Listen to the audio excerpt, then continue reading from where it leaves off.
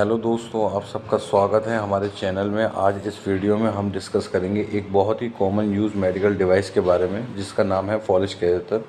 अगर आप medical field से हैं या आपको हेल्थ केयर टॉपिक्स में इंटरेस्ट है तो इस वीडियो को अंत तक ज़रूर देखना। आज हम आपको फॉलिश कैथेटर के यूजेस और उसको किस तरीके से डाला जाता है ये सब बताएंगे। तो सबसे पहले जानते हैं कि फॉलिश कैथेटर क्या होता है। फॉलिश कैथेटर एक फ्लेक्सिबल ट्यूब होता है जो ब्लैडर में इंसर्ट किया जाता है और इसका यूज़ यूरिन को ड्रेन करने के लिए किया जाता है। ये कैथेटर स्पेशली उन पेशेंट्स के लिए यूज़फुल होता है जो खुद से यूरिन पास नहीं कर पाते हैं, जिनके ब्लैडर का फंक्शन टेम्परेरी या परमानेंटली इफ़ेक्टेड होता है। अब जानते हैं इसके यूजेस क्या हैं, ठीक है ना। तो इसको हम 3, 4, 5 पॉइंट्स में बताएंगे, ठीक है। अब बात करते हैं फॉलिश कैथेटर के डिफरेंट यूजेस की। जब पेशेंट अपने ब्लैडर खुद से एम्प्टी नहीं कर पाता है तब फॉलिश कैथेटर का यूज़ करके यूरिन को ड्रेन किया जाता है। दूसरा है मेजर सर्जरीज़ के दौरान पेशेंट के ब्लैडर को एम्प्टी रखने के लिए फॉलिश कैथेटर इंसर्ट किया जाता है।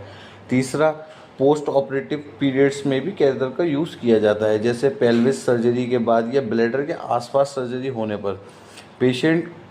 तो चौथा जो है, कुछ न्यूरोलॉजिकल प्रॉब्लम जिनकी वजह से पेशेंट यूरिन पास नहीं कर पाते हैं उन केसों में भी फॉलिश का यूज़ किया जाता है और बहुत हेल्पफुल होता है, ठीक है।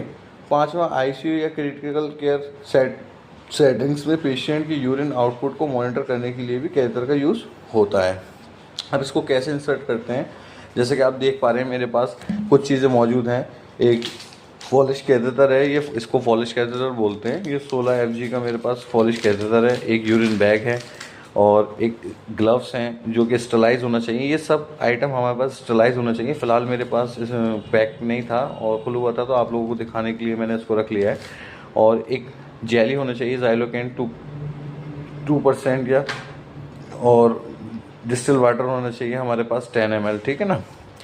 तो अब हम जानते हैं फॉलिश कैथेटर को इंसर्ट करने का प्रोसेस। ये प्रोसेस एक हेल्थ केयर प्रोफेशनल द्वारा केयरफुली किया जाता है।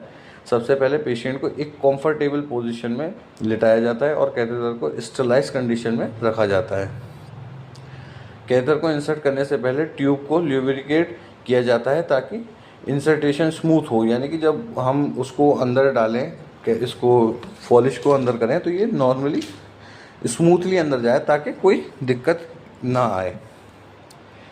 और कैथेटर को पेशेंट के यूरेथ्रा के थ्रो ब्लैडर तक धीरे से इंसर्ट किया जाता है, ठीक है ना। और लास्ट में ना इसके एक कैथेटर के ब्लैडर तक पहुंचने के बाद ना इसके अंदर एक स्मॉल बलून फूलता है, जो कि हम जब इसको वाटर को इंसर्ट करते हैं कैथेटर में इस जगह से, तब यहाँ पर एक बलून फूल जाता है जिसकी वजह से वो फिक्स हो जाता है। उसके बाद हमें चेक भी करना होता है कि कैथेटर हमारा जो ब्लैडर में सही तरीके से पहुंच गया है या नहीं। और उसके बाद हम उसको देखते भी हैं कि हमारे पास कैथेटर ब्लैडर में पहुंचने के बाद यूरिन कलेक्ट कर रहा है या नहीं, ठीक है ना।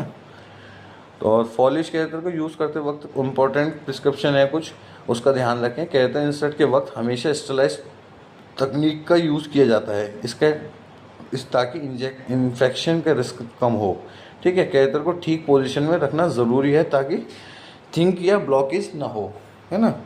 और एक बात का और ध्यान है, कैथेटर को सराउंडिंग एरिया जो होता है, जो कैथेटर के सराउंडिंग एरिया उसको रेगुलरली क्लीन करना चाहिए इन्फेक्शन को प्रिवेंट करने के लिए, है ना।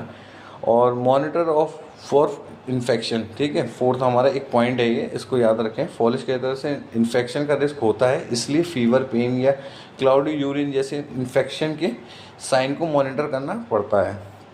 कैथेटर को चेक करना भी बहुत ज़रूरी होता है। उसको प्रॉपर देखना पड़ता है कि यूरिन आउटपुट हो रहा है या नहीं, ठीक है ना, और कोई ब्लॉकेज वगैरह तो नहीं है, ठीक है। तो इस चीज़ का ध्यान रखना है हमें। यही तरीका है पूरा इंसर्ट करने का, और आगे मैं और इसके बारे में बताऊंगा। तो हमेशा आप मेरे चैनल को सब्सक्राइब कर लें ताकि आगे कोई भी वीडियो आए तो वो आपको पता चल पाए।